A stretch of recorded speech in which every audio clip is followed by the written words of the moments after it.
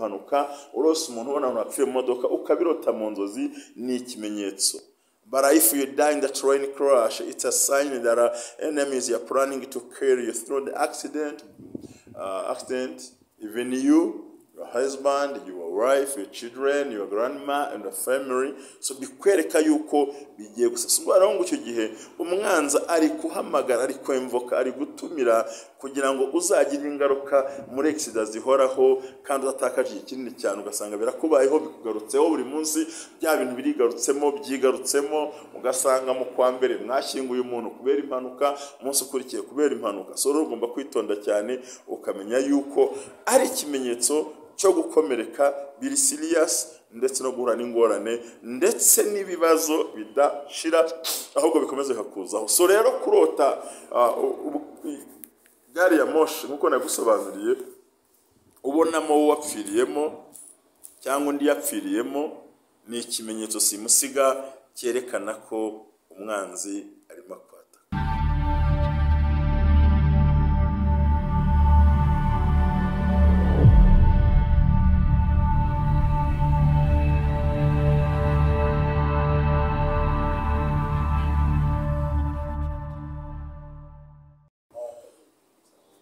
Hallelujah, hallelujah, hallelujah, hallelujah. I am Pastor John Namba Jean Baptiste, the leader of ministry of Umugabo Ministries, kandi ry'Imana haye kunezerwa no kubasengera no kubafasha muri aya mavuta twirukana inzozi na karande n'imivumo bikwirukanka imyuka ibintu gasobanukiye mu buryo bw'umwuka, yaba mu bw'Imana mu buryo bw'abantu byutamenya urota imiyaga, ibyo byose uzabisanga ku bumwe bw'Abera Ministries. Aha mavuta kandi agira amateka ubuzima bwahinduka, abatanze ubuhamya ni benshi, ntabwo turi ngo kuba dukene ngo abatangwamya nibo benshi, amaze kuboka ni benshi, amaze kutarwa ni benshi cyane. Rero iyi ni ubumwe bw'Abera Ministries. Aha mavuta kandi agira amateka, turi ku munsi wa gatatu, mabwe ko nshaka kuba izindi zidasanzwe mutamenyereye. Bwa mbere twarose amaraso konda yasobanura, ku wa kabiri mbabwira indege, uyu munsi rongeye kubabwira ikintu kitamenyerewe mu gihugu, nicyo bita gari ya moshi cyangwa train. Kurota gari ya moshi ubwayo gusa, gari ya moshi cyangwa se ni gare ry'umwotsi mu kinyamani ni train ni kubakayumva muri uburyo n'ushaka ko tuganiraho uyu munsi wa none, kandi ntabwo nshaka kubatindira. Reka dusenge Imana, ariko ngusabe ngo ese ibyo dukora birakunejeje? Niba bikunejeje se waduhamagaye dushyigikire, dutere inkunga. Ministeri ni yawe, naho dushaka tuzamura abantu kandi sobereka ko dukora buri munsi. Ariko ingenzi wakora gute utarabohoka? Banza ubohoke, bizagukundira. Humura, turahari kandi Yesu azakugira neza. Turagushimye Data twese, Mwami w'amahoro, turakunezerewe ko tugiriye neza, tunyuzwe n'urukundo n'ibibazo dukunda, tunyuzwe n'amahoro yawe, tunyuzwe n'uko tunezerwa mu izina rya Yesu. Kandi Kristo dushimishijwe n'ukuri Imana iri mu ruhande rwacu, mu butware duhabwa n'iri jambo, mu bise hasi z'imbaraga z'abadayimoni zose aho ziva zikagera, nirukanye imyuka mibi nyashya abazimu bikuzimu, mu bise hasi imbaraga n'ibitero by'abadayimoni byose mu izina rya Yesu, kugira ngo Data buja ukiranuka umuntu wese ufungura kino kiganira kumva buno buhanuzi buri mu nzozi, kugira ngo yakire imbaraga zidasanzwe kandi atabarwe mu buryo budasanzwe kubwa Yesu Kristo umwami wacu, amen. Nongere ngo shalom, nongere ngo niba ibyo dukora bikunejeje kandi ukabona izo ukeneye kuzumva no kuzisobanukirwa, umva ndagusaba ikintu gikomeye, kora comment, gira ibintu uvuga hasi aho ngaho, nurangiza wibyihererana. Bundi ivuro ryiza ntabwo ryihererana, amahoro ntukayihererana, kandi byahesha abantu amahoro azajya mu nabwira undi asobanukirwa. Abantu baragoshywe n'imigozi itazi, baraziritse ntibabizi, bahanganye n'ibibazo batanazi, barwaye mu buryo batanaza, ntibahagaze batumva. So nawe ushaka ukuntu ubohoka ibyo bintu maze ubisohokemo, maze wegere Imana kandi Imana ikugire neza. Haleluya. Narumbira ngo hamagara, hereza abantu, ubwira n'abandi, gira ibintu ukora, kuko mu cyumweru gitaha muzitegure ko nzazana ibindi bintu mwishurirwa. Imana yambwiye nagize ziteye ubwo, ariko muhumure, Imana iri mu ruhande rwacu. Rero agira ngo dukurikirane ijambo. Kurota ubwawe ubona icyo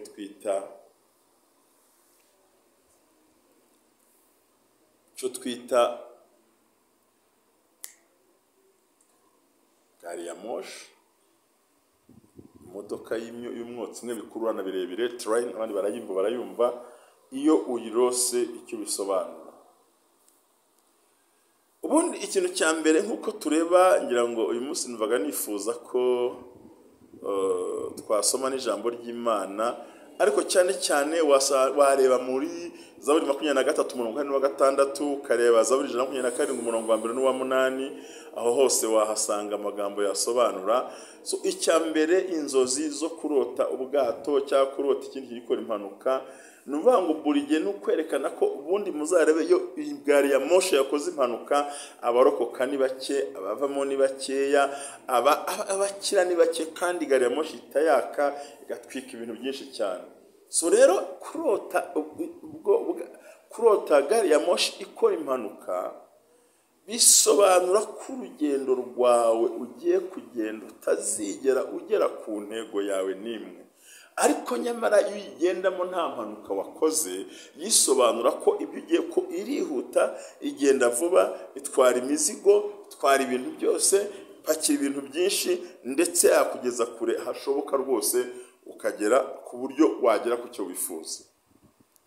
Nuvuga ngo uyirose ubwayo nta mpanuka, ni inzozi nziza pe, ndazigutuye. Waba uyirimo, waba uyireba, waba uyitegereza, yaba ihagaze, uko yabimeze kose upfa kuba wayibonye. Nuvuga ngo ni inzozi nziza rwose, zirepresentinga iterambere mu rugendo rwawe, kugera ku ntego wifuzaga, kugera aho ushaka kuzagera, ndetse muri kese mukabasha gutsinda, ndetse zigaragaza yuko ari inzozi nziza cyane, kuzagera kuri ambisiyo yawe, kuzatera imbere, ko ari direction y'ubuzima bwawe ugiye kugeramo, kubera ko warose ubona gari ya moshi. Ariko ugomba kumenya ko ubundi kwitegereza ushobora kugera imbere, kugera ku ntego zawe, kugera ku cyo wifuza, kugera aho ushaka, kugera aho uzabona icyo wifuza. Ubwo ushaka kureba wasoma ijambo ry'Imana muri Yesaya 41:10. Aya magambo ntabwo ndi buyasome, uzahirebera gusa icyo umuntu agera ku ntego ye, agera aho ashoboye, agera n'aho ashaka. Ariko numvaga nuko numvaga ntekereza ko uyu murongo wawe ubona, nuvuga ngo ko uzagera kure. Rero inzozi zo kurota, aha niho hari ikizibu. Katabaganda bagambaye ikizibu nyo. Kibazo kidasanzwe gikomeye ni ukurota ubona gari ya moshi ikora impanuka. Nakubwiye ngo kurota gari ya moshi ubwabyo ni ikintu cyiza, kuyibona ni ikintu cyiza, kubona igenda ni ikintu cyiza, ko bisobanura iterambere ryihuse, umuvuduko wihuse. Ariko noneho kuyibona yakoze impanuka, nuvuga ngo ni ikimenyetso cy'uko ibyago bikwegereye kurutaho, kandi nanone ni ikimenyetso cyerekana ubwoba, gutsindwa, disappointment ni ugutenguhwa, n'umwuka wa kera ukagarukaho, uburwayi budasobanutse, indwara zikomeye, ibyago bikomeye, mbega ibintu byose bikaza. Nuvuga ngo dreams about train crash, the sign of danger approaching. It could also symbolize the fear, failure, disappointment, and the setback. To see the train tracks in the dreams signifies erring movement, guidance, direction, journey, etc. It may also symbolize the future ambition for some people. So urumva aho nagira ngo tubirebe neza. Uvuga ngo uramutse urose ubona gari ya moshi ikora impanuka, ni ikimenyetso kikwegereye, kiri danger cyane. Ushobora kuba ari ikimenyetso cyo kugira ubwoba mu buzima, gutsindwa, kunanirwa, gutenguhwa n'abantu, gusura amagambo ya kera, ibyago birebire, ingorane, bigiye kwamo bikanga. Mu gihe iyo uyibonye ihagaze, yasobanuraga yuko ari urugendo kugera ku ntsinzi, kuzagera kure, kuzahabwa umugisha, kuzatabarwa no kuzagera kure. So rero kuyirota ubwayo umeze gutyo ni ikimenyetso simusiga cyerekana ko utorohewe. Noneho kurota ubona gari ya moshi ikora impanuka, it's also n'igitero cy'abadayimoni, is a sign of demonic attacks against one's progress. Mvuga ngo ni ikimenyetso simusiga cyatake y'abadayimoni, ko kwihuta kwande kwa gari ya moshi. Ubundi irihuta pe, ariko kubikoza impanuka yihuta ni ikikwereka yuko ubwawe mu byo ukora n'ibyo utekereza ugiye kwatakwa n'imbaraga mbi z'abadayimoni ziri serious zitagira ikintu zisiga yawe ubuzima zikwatake neza mu buryo bukomeye kandi wisange wagowe kandi uri mu ngorane mu iterambere ryawe. Rero iyo urose icyo kintu jya uhita umenya neza yuko hariho abantu bagiye gupfa, kuko umenye ko muri gari ya moshi ikoze impanuka hapfiramwo abantu. Urabizi hapfiramwo abantu benshi cyane rwose, harokoka bake rwose. Rero Imana irimo iragukangura ikubwira ngo itondere intambwe yawe, itondere icyo ugiye gukoraho, sengera famiye yawe, sengera abantu bawe, sengera ibikorwa byawe, kuko umwanzi yamaze guhaguruka kandi arasiga yishemwe benshi. Imana itugire neza. Ariko iyo urose wapfiriye mu mpanuka ya gari ya moshi, biravuze ngo ni ikimenyetso simusiga cyuko umwanzi wawe arimo ategura urupfu kuri wowe, ku bawe no ku bavandimwe, ariko ruciye mu mpanuka. Ku batumva ikinyarwanda neza reka mbikubwire mu cyongereza, ugabimva igifaransa mwihangane bakigagera amaze kosa.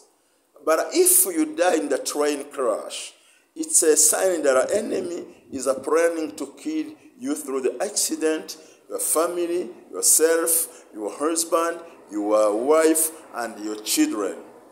Suvuga ngo icyo gihe umaze kurota ubona wapfiye, ko waramutse warose wapfiriye muri train, urose ubona umuntu wapfiriye muri train yakoze impanuka, urose umuntu ubona umuntu wapfiriye mu modoka ukabirota mu nzozi, ni ikimenyetso. But if you die in the train crash, it's a sign that our enemies are planning to kill you through the accident, even you, your husband, your wife, your children, your grandma, and your family. So bikwereka yuko bigiye gusasubara ngo icyo gihe umwanza ari kuhamagara, ari kwemvoka, ari gutumira kugira ngo uzagire ingaruka muri accident zihoraho kandi uzatakaje ikinini cyane, ugasanga birakubayeho bikugarutseho buri munsi, bya bintu birigarutsemo byigarutsemo, ugasanga mu kwa mbere mwashyinguye umuntu kubera impanuka, umunsi ukurikiye kubera impanuka. So ugomba kwitonda cyane ukamenya yuko ari ikimenyetso cyo gukomereka biri serious, ndetse no guhura n'ingorane ndetse n'ibibazo bidashira ahubwo bikomeze hakuzaho. So rero kurota gari ya moshi nkuko nagusobanuriye, ubonamo wapfiriyemo cyangwa undi yapfiriyemo, ni ikimenyetso simusiga cyerekana ko umwanzi arimo kwataka. Bigukundiye wasoma Matayo 16:18 kugira ngo ubashe kumenya byinshi byagufasha kuri uru rugendo turimo tuganiraho. A train crashing, the sign for attack on the kandi ngendere noneho ku ubwaye kuba ubwato bwamana ko sore ntagara ubwato ntavuze kuzamo, ari train wabonye isenyuka cyangwa ikora impanuka, ni ikimenyetso cyerekana ko niba uri umushumba ufite itorero, menya ko rigucitse, niba ari ministeri menya ko ikunaniye, kandi ikindi cyane umenye neza ko ibyo wambaye guhabwa birahagaze. Niba wari ufite impano irahagaze, viziyo yawe irabangamiwe, ugiye gukora birabangamiwe, ahubwo ugiye kurwara, uhure n'ingorane, watakwe, ucika intege, abagukurikiraga baguhunge, niba wagiraga abantu mu rusengero bashiremo, niba hari abantu mwakoranaga bagutererane, abakugeneye inkunga ziveho, kuko ngo wisanga uhagaze wenyine muri iyo ministeri yawe, muri iyo torero ryawe, muri iyo business. Abo mwakoranaga muri company bagusige, abo mwakoze za shareholders usanga nabo barahombye barakuretse, ni ikintu gikomeye goye gusenga rugahagarara. Ariko muduhamagare kumwe bwa ministries, kandi niba nabibona ibyo bintu menya ngo kakubayeho. Muri iyi case ndi kuganiriza kubera ko yerekana ko nta n'imbaraga z'umwuka wera ufite, yuko umwanzi yagushoboye, yakugerageje, yakunanije, yagucogoje no gusenga utakibishoboye, nta mbaraga z'isengesho ntushobora guperforminga, hari umubuzima urananiwe, mwukuraniwe, nta kibasha kugeraho. Ni ikimenyetso cyerekana ko unaniwe byo hasi. Rero nari unaniwe muri ubwo buryo, utabasha gusenga, utabasha gukora, utabasha kugenda, utabasha kuvuga, nta kintu wakira. Menye nawe ko ari ikimenyetso kibi cyane giteye ubwoba kirimo kikwataka, kandi usaba Imana kugira ngo ikurengere muri uwo murimo wawe kandi Imana igutabare. Nakubwira ngo usome Zaburi 3:4-5 hakura amagambo y'intsinzi mu izina rya Yesu. Noneho kureba train ikora impanuka bisobanura ko mu buzima rimwe na rimwe cyangwa se hagiye ku ikintu kiri terrible, ikintu giteye ubwoba kiri terrible, kigiye kuba gihita kigutwika, kikugore ndetse kikubabaze mu buzima, ku buryo aho kumva amakuru meza ugiye kumva amakuru mabi asohotse ku bandi bantu, ibintu bavuze, bad news. To see train crash in the dream means that something terrible is about to hit you and about to hear bad news from someone close to you. Ni ukuvuga ngo kikwegere, kikubyige, ikintu gikomeye kidasanzwe, kiri terrible, kigoye, kandi usange gikozwe n'umuntu hafi yawe aho ngaho wari ukwegereye, mwari mwegeranye, amagambo yakuvuze, yagushebeje, yakurogesheje, yakugambaniye, yakwambaye akazi, yaguteranije, yakujyanye kure. Nuvuga ngo icyo gihe bizaba bikugoye kandi usange ni intambara ikurusha. Witonde cyane kuko biteye ubwoba, uzumva ari amakuru atari meza. Muri izi nzozi rero Imana irimo irakuburira ngo ongera imbaraga, senga, senya, vanaho ibyo bintu, kuraho akajagari, hagarara mu butware, ibuka icyo ukwiye gukora, kuko ukwiye kumenya ko ukwiye gukizwa, kuraho ibyaha byo mu muryango, gutanga ituro cyangwa igitambo gikuraho ibyo nagusengera, ugahamagara ababisingiwe. Turahari, telefone irahari kugufasha, biroroshye cyane. Bangomba rero gusenga, ukagira distractions, ugusenga ibyo bintu kugira ngo wongere wakire urukundo, wongere wakire amahoro mutima, kandi uhamagare wa mushumba uzagusengera kugira ngo mubane agufashe muri izo zawe.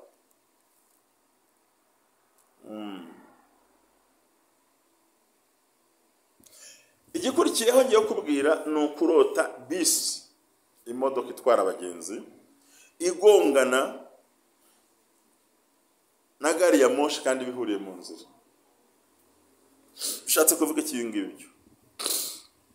Ni ikimenyetso cyerekana ko mu rubyaro rwawe no mu bantu bawe no mu buzakorana mugiye gutakaza agaciro, harimo guhomba, harimo kumanuka, harimo kwangwa, harimo gusubira inyuma, kutagira imbaraga, kunanezerwa, mbega ari ukwisanga mu makuba no mu byago no mu ngorane, kandi ukisanga uri ahantu hatari heza. Nuvuga ngo icyo gihe umwuka aragusobanuriye ngo mu byo ugiye guhangana nabyo, mu byo ugiye kubana nabyo, ugiye gusanga mu muryango wawe. Ikindi umenye kandi ugomba gusoma ni bwa bwoba, kutagera imbere, kudahura n'iterambere, kuzacogora, kurwara, gutinya gukora ikintu, gutinya gukora ubukwe, gutinya gushaka, gutinya kubaka ngo batayisenya, gutinya kugira ngo utazatsindwa. Muri make, mbere y'uko utekereza take an action, ubanza kwimva mu bwoko buza gutera imbere, ngo ikindi gikora ntikizakunda. Ni igihe warose bisi iri nk'abanyagonganye na train kandi wari muri bisi. Uvuga ngo igihe ni hahandi uzisanga, kandi uyu munsi nawe nubwo utarose ibyo bintu bikuriho, ukumva utinye gucuruza ngo udahomba, utinye kwiga ngo udatsindwa, utinye kurongorwa ngo urwo rutazakunanira,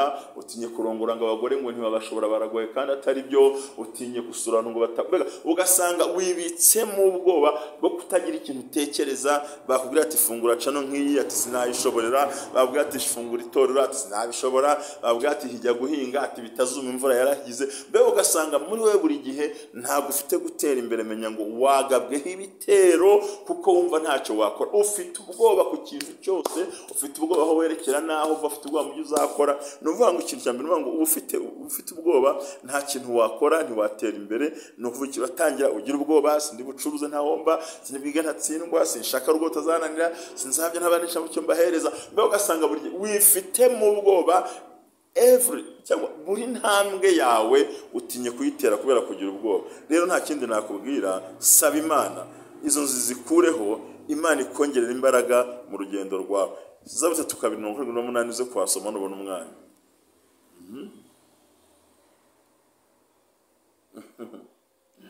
None rero kubona gari ya moshi ikora impanuka mu nzozi, akenshi bisobanura yuko mu byo ari umupuraninga mu buzima bwawe, in your plan, ibyo wateguraga, ni ukuvuga ngo nta kindi kizakubaho. Birasobanura ko muri plan ze mu buzima bwawe ntabwo uzatsinda, tuzabigeraho, bizakunda. Ufite umugabo mbisubiremo, ufite plan nziza, ufite vision nziza, ufite goal nziza, ndetse upanga biranahari, ariko umwanzi we yamaze gutegura kuca muri ibyo bintu kugira ngo utagira agaciro, kugira ngo utabigeraho ahubwo ugenda uhomba. Ibyo bisobanura rero ko Satani we aba yaje mu kurwanya ibintu bye ntubashe kugera kure, bityo gutera ikibazo ugasanga ntaho uzagera. Birasaba ko uyevariwa ugasenga Imana, ukegera Imana, ariko ntibigukundira kubera ko ifiteho ubwoba.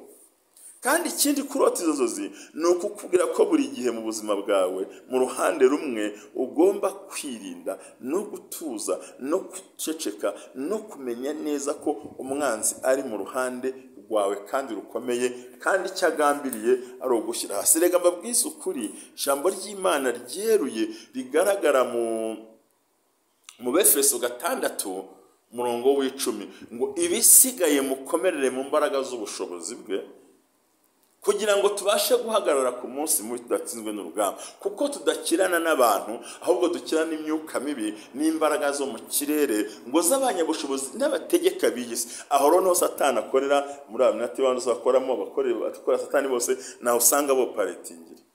Ikindi vuga ko mu gihe ushaka guhindura ubuzima no guhindura ku bindi bintu, ntago uri gukundira kubera ko warose yamaze gusandara. Biragoye kubisobanura rero, n'uvanga ikindi kurota no yakoze impanuka, no kubabara mu buzima, no kuba nta kintu ubugereho, nta cyo uzahura nacyo. Ikindi no guhora mu babaro, akantu kose kakubabaze, nta cyo uzakunda, imipango ye ntizagukundira, wayitekereje usanga bikugora. Ikindi si yose ntawe uzagirira umugisha, uzagira Burayi utsindwe, uze muri Afrika utsindwe, uze muri Amerika utsindwe, naho utsindwe kubera ko abara. Hanyuma nongeye gusoza, ikindi ugomba kumenya yuko ikikurota inzozi ni ubuhanya nyabwo bwerekana ko uriho ingorane, uriho akaga, uriho amarira, uriho ubuzima. Itekerezo uzakibona nizo obstacle gusa, ntabwo uzaba uri connecte, ntacyo uzageraho, ntuzagera ku buzima, business ye izahomba, umugore azaguta, umugabo azaguta, ubuzima buzanga, uzisanga ibintu byakugoye kandi bikugore mu buryo budasanzwe. Rero Imana ikumera umugisha, uzasanga ari gutakaza ibintu biremereye, ndetse usanga ari ikindi kibazo ku bacuruzi b'inganda, abafite inganda zikora no guhomba. Rero Imana ibaha umugisha, muzasome mu Igani 11:12. Imana ibaha umugisha. Shalom shalom, turabakunda. Hamagara twara yasigiwe ndumuhanuzi wo muri kino gihe, mavuta y'Imana arahari kandi n'ukuri. Jambo rya mbere urimenye, ihane, kora umurimo wawe, gubwa neza. Shalom shalom, hamagara Imana mu izina rya Yesu. Amina. Ubumwe bw'Abera Ministries, amavuta akandagira amateka, ubuzima bugahinduka. Mwiyerekwa ry'umushumba Rivera Ntambabazi Jean Baptista, ubwo yasengaga Imana yamuhishuriye abantu benshi batsikamiye n'amateka mabi, imuha amavuta ngo genda uyasuke kuri bariya, ubuzima buhinduke. Amavuta akandagira amateka, ubuzima bugahinduka. Amavuta akandagira amateka, utera umuhati mu rubibi, amateka nayo agashyiraho imbago. Gubyara umwana wamubyarira mu mateka ukamita mbarimo mbaye. Mfite amateka yo kubumba amategura, mbumbira umudugudu tutuyemo. Amateka urayazira kandi nta kintu utakoze. Amateka arakanyagwa. Bambaza ngo ari kubundi ukora iki? Ndi umunama. Amavuta akandagira amateka, nshaka kumva amateka n'ibintu umuntu yamenye. Amavuta akuraho amateka twanyuzemo. Ndafashijwe we! Amavuta akandagira amateka. Afite amavuta bamukoraho bakanyerera, ibintu byose biranyerera. Mavuta wihangane, hari ibyo umuntu aba yiwe. Amavuta akandagira amateka yo kwasonanyo, kubera ko amavuta y'Imana kuriho yakandagiye amateka. Ayo ni amavuta atsikamira amateka. Yes.